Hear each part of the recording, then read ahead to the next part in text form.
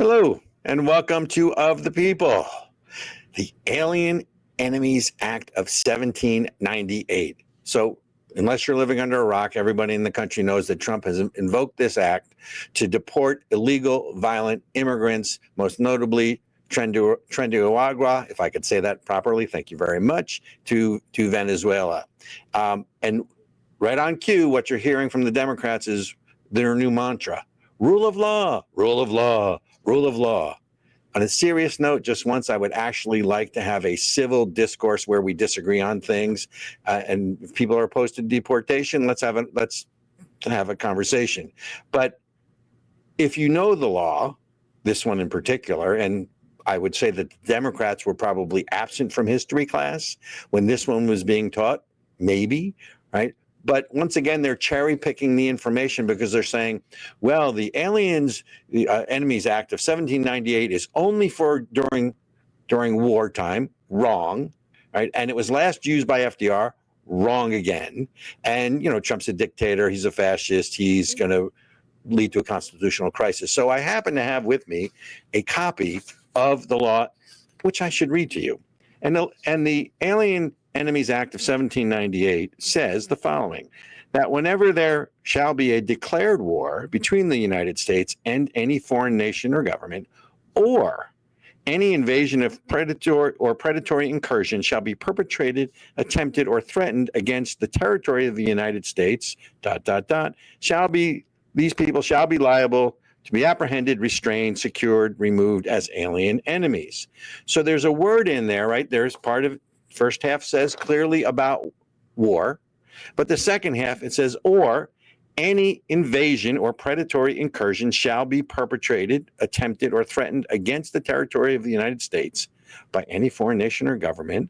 All native citizens, et cetera, shall be liable to be apprehended, retained, secured, or removed. So the question is, were they just absent from history class on that day? Or are they once again cherry picking the law? Because, look, all laws are subject to interpretation, precedence, review, revision, sometimes repeal. But laws are not immutable like math, right? 2 + 2 always equals 4.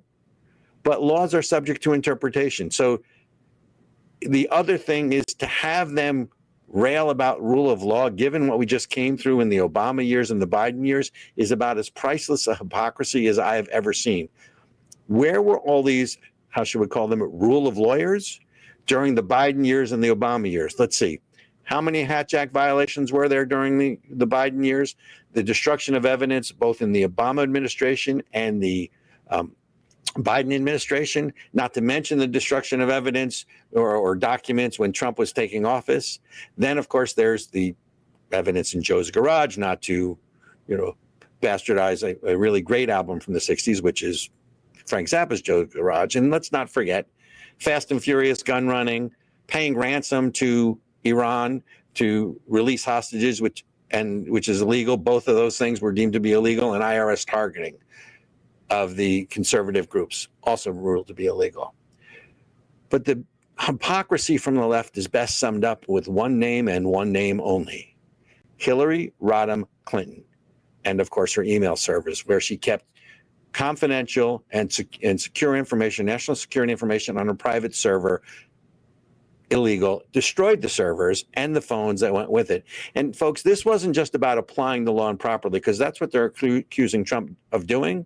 This is about a criminal violation. And so I get this right. It's actually 18 U.S. Code 793 of mishandling classified information. So to my Democratic friends and friends on the left, now that Donald Trump is president, please tell us which laws we need to follow and which ones we don't, because clearly you guys are better at this than we are. And as for the Alien Enemies Act of 1798, that's going to go to the Supreme Court. A lot of the other things that Trump is doing is going to go to the Supreme Court, and I think that's the plan.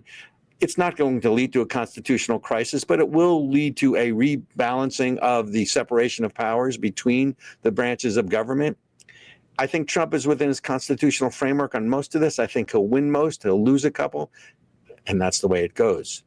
But for now, to paraphrase that great legal scholar, Slick Willie, when it comes to the Aliens Enemies Act, it really does depend on what the meaning of the word "or" is.